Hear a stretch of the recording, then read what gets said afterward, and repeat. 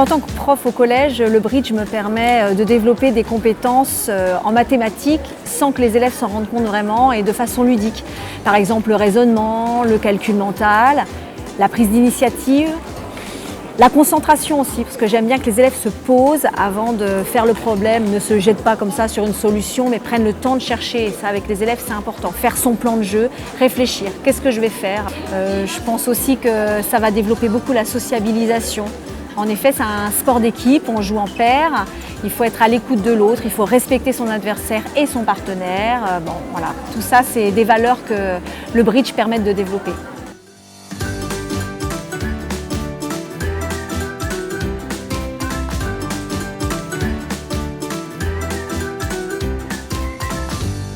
Le bridge se joue à 2 contre 2. Les partenaires se faisant face. Par commodité, on appelle chaque joueur par un point cardinal, nord, sud, est et ouest. Les 2 camps qui s'opposent sont donc nord-sud et est-ouest. Il se pratique avec un jeu de 52 cartes classiques réparties en 4 couleurs. Pique, cœur, carreau et trèfle. La plus forte carte est dans chaque couleur l'as, puis le roi, la dame, le valet, le 10, le 9, etc. jusqu'au 2. La première carte de la partie s'appelle l'entame. Il y a au bridge une caractéristique unique. L'un des 4 joueurs étale sur la table au début de la partie ses 13 cartes. Il devient le mort. C'est son partenaire qui prendra à partir de ce moment toutes les décisions pour son camp. Le jeu se déroule dans le sens des aiguilles d'une montre. Sud indique à son partenaire nord qu'il doit jouer le 4 de pique. Au bridge, la seule règle du jeu est qu'il faut jouer si possible de la couleur demandée. Pique, cœur, carreau ou trèfle. Il n'y a pas d'obligation de monter. Le partenaire d'ouest-est joue à son tour la carte de son choix. Sa seule contrainte, jouer du pique s'il en a parmi ses cartes. Sud, voyant toutes les cartes de son camp, peut librement prendre ou pas. Il choisit ici de ne pas le faire. La plus forte carte jouée est donc la dame de pique. Une levée est un ensemble de 4 cartes jouées, comme nous venons de le voir. Le but au bridge est, pour chaque camp, de gagner un certain nombre de levées. Peu importe que les cartes qui constituent ces levées soient fortes ou pas, chaque levée a la même valeur. Est ayant remporté la levée précédente, il rejoue pour la levée suivante. Cette fois, Sud a choisi de prendre la levée en jouant la plus forte carte de la couleur, l'as de pique. Il a demandé à son partenaire, le mort, de jouer le 5 de pique. Pour se souvenir facilement du nombre de levées faites, chaque joueur conserve ses cartes jouées. Il les range devant lui, face cachée, verticalement si son camp a gagné la levée et horizontalement si l'adversaire l'a gagnée. Suivant le même principe, les 13 cartes de chaque joueur sont fournies lors des 13 levées. La seule règle étant de jouer si possible de la couleur demandée. Sur cette dernière levée, Ouest avait demandé du pique et il était le dernier à avoir de cette couleur. Même si Sud a fourni une dame, Ouest remporte donc cette levée puisqu'aucun autre joueur n'a de carte plus forte dans la couleur qu'il demandait. À la fin de la partie, chaque camp compte les levées réalisées par son camp. Sur cet exemple, Nord-Sud a fait 7 levées et Est-Ouest en a donc fait 13-7, soit 6 levées. Le camp Nord-Sud a fait plus de levées que le camp Est-Ouest, et pourtant, ils ont l'air déçus. Que se passe-t-il ? Les 4 jeux peuvent être représentés de cette manière. Voici comment il est possible de représenter les cartes qu'avait chaque joueur. Le camp Nord-Sud avait beaucoup plus de grosses cartes que le camp Est-Ouest, 3 As sur 4 et 3 rois. Il était donc probable que Nord-Sud n'aurait pas eu à beaucoup s'appliquer pour faire plus de levées qu'Est-Ouest, puisqu'ils avaient un plus beau jeu au départ. Mais pour corser le jeu, dans une phase dite d'enchère préalable à celle que vous venez de voir, un camp va s'engager à réaliser un certain contrat. Donc un nombre de levées entre 7, soit une de plus que les adversaires et 13, toutes les levées. En cas de réussite, le score obtenu à la fin de la donne sera d'autant plus important que le risque pris aura été grand. Dans notre exemple, le camp Nord-Sud s'était engagé pendant la phase des enchères à réaliser au moins 9 levées.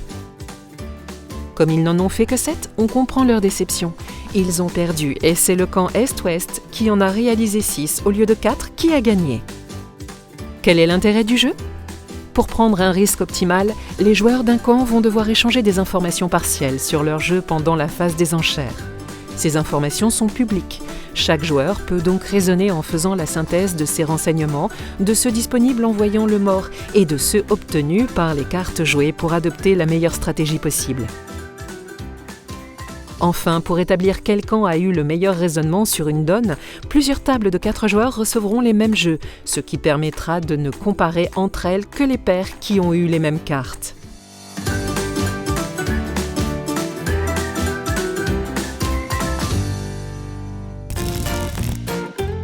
Nous allons maintenant vous présenter quelques raisonnements qui sont mis en œuvre au bridge. Le camp nord-sud était déçu de ne pas avoir gagné son contrat. Reprenons ensemble cette donne et voyons si Sud pouvait faire mieux. À pique, il a réalisé une levée, celle de l'As. À cœur, Sud a fait 2 levées, avec l'As et avec le Roi. À votre avis, combien de levées à trèfle a réalisé le camp nord-sud ?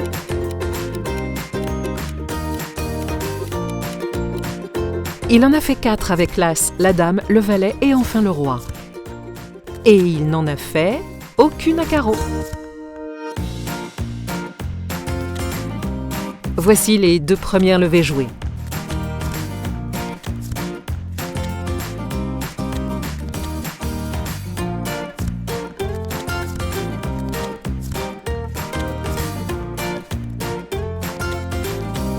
Que devait maintenant jouer Sud, qui avait remporté la 2e levée de l'As de pique ? Il devait jouer carreau, par exemple la Dame. De cette manière, soit l'adversaire refusait de prendre de l'As de carreau, Sud aurait alors réalisé la levée et pouvait en rejouer, soit il prenait et 2 cartes devenaient maîtresses dans le camp nord-sud, le Valet et le Roi de carreau. Est ne pouvant faire autrement que rendre la main au camp nord-sud, ce sont 2 levées supplémentaires qui auraient été trouvées à carreau, portant leur total à 9 levées en fin de partie. Rendre des cartes maîtresses en faisant tomber les cartes supérieures s'appelle affranchir ses cartes.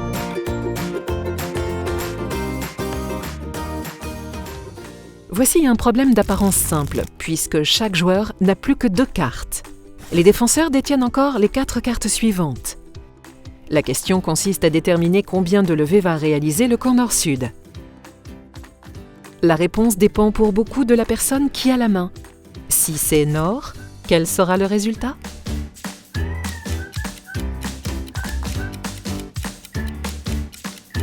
Chaque camp fera une levée, celle de l'As pour nord-sud et celle du Roi pour est-ouest. Quel sera le résultat si c'est est ?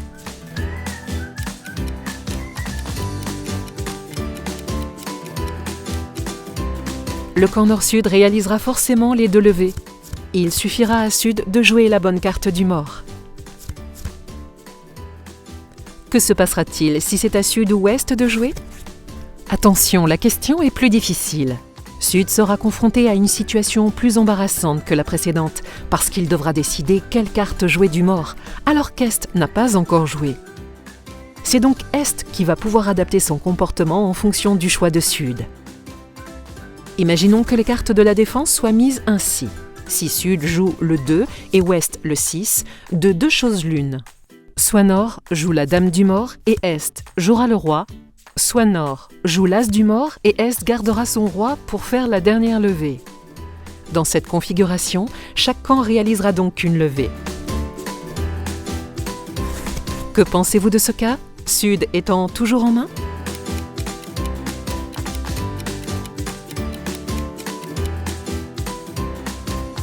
Quelle va être l'attitude d'Ouest ? S'il joue petit, il suffit de jouer la Dame, et Est ne pouvant pas monter, le camp nord-sud fera cette levée ainsi que la dernière. Si Ouest choisit de jouer le Roi de pique, le mort prendra de l'As, puis fera la levée de la Dame. Dans tous les cas, le camp nord-sud réalise toutes les levées. Finalement, lorsque Sud ou Ouest sont en main, le camp nord-sud peut s'adjuger toutes les levées si et seulement si le Roi de pique est en Ouest.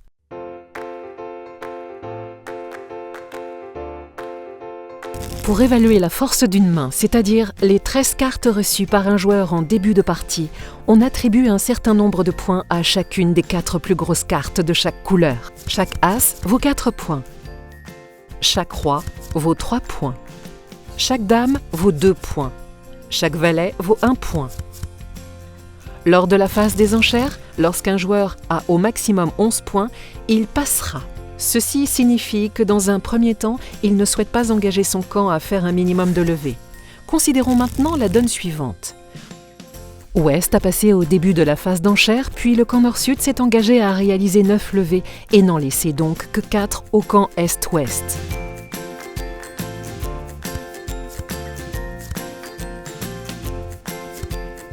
Les affaires s'engagent mal pour le camp Nord-Sud puisque Ouest fait les 4 premières levées avec l'As, puis le Roi, puis la Dame, et enfin le valet de trèfle avant de rejouer carreau.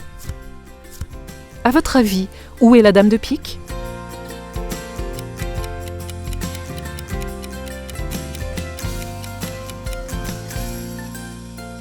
Si Ouest avait eu la Dame de pique en plus de l'As, Roi, Dame, valet de trèfle, il aurait eu 12 points.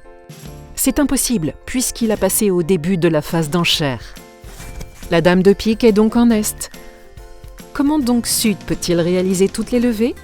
Les cœurs et les carreaux ne poseront pas de problème, puisqu'on y détient les 3 plus fortes cartes, As, Roi et Dame. 6 levées sont donc assurées dans ces couleurs. À pique en revanche, il vous manque la Dame. Pas de problème, donc pour y réaliser 2 levées avec l'As et le Roi. Mais comment en faire une 3e ?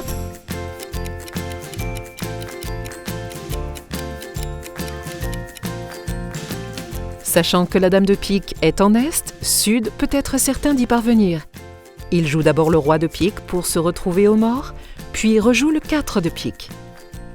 Si Est joue un petit pique, il suffit que Sud joue le valet pour être sûr de gagner la levée. Rappelez-vous, la Dame de pique est en Est. Si Est joue la Dame de pique, Sud prendra de l'As puis fera la dernière levée avec le valet. On dit qu'il a fait l'impasse à la Dame de pique. Avec 3 levées de cœur, 3 levées de carreau et 3 levées de pique, Sud engrangera bien 9 levées s'il a bien raisonné et utilisé ses déductions pour manœuvrer au mieux. Sinon, il ne fera que 8 levées et c'est alors Est-Ouest qui aura gagné en faisant 5 levées.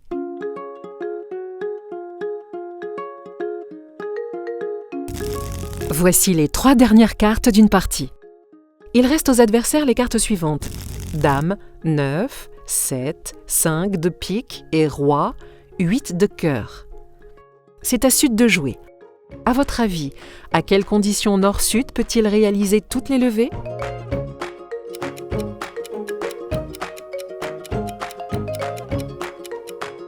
Le 2 de cœur n'étant pas la plus forte carte dans la couleur, Sud doit jouer pique.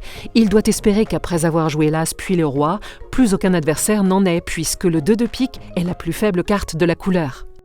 Pour faire toutes les levées, il faut donc et il suffit que les adversaires aient chacun 2 cartes à pique. Quelle est la probabilité que chaque adversaire ait 2 cartes à pique ?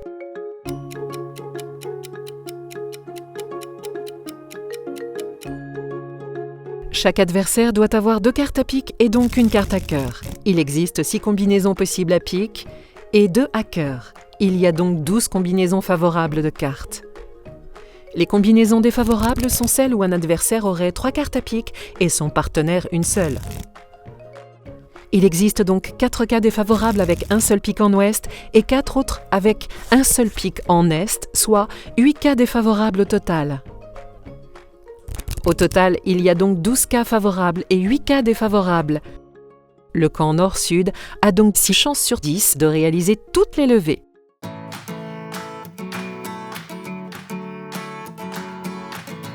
Voici les 4 dernières cartes d'une partie.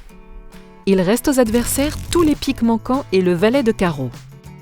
C'est à Sud de jouer. Peut-il réaliser 3 levées s'il sait qu'Ouest possède la Dame de pique ?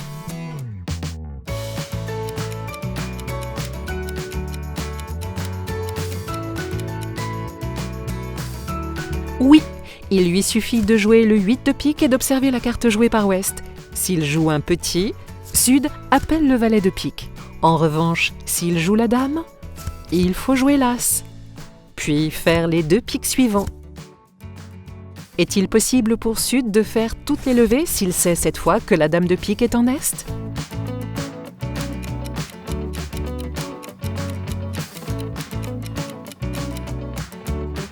Bien sûr, grâce à la symétrie des jeux de Nord et Sud, il doit jouer l'As de pique, puis jouer le valet de pique. Si Est joue un petit, Sud jouera un petit et fera la levée puisque la Dame de pique est par hypothèse en Est. S'il préfère jouer la dame, Sud prendra du roi et fera la dernière levée du 10 de pique.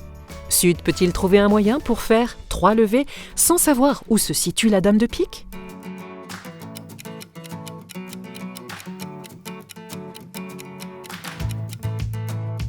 Oui, Sud joue le 2 de carreau et rend ainsi la main à l'adversaire qui n'a plus que du pique. Il devra donc en jouer. Sud jouera un petit de sa main et observera la carte jouée par son adversaire de gauche avant de décider de la carte du mort à jouer. Quoi qu'il arrive, il fera toutes les levées restantes. Vous pourrez vérifier que si le valet de carreau avait été en ouest, le résultat aurait été identique avec la même stratégie. Donnez le valet de carreau à l'adversaire pour l'obliger à jouer pique.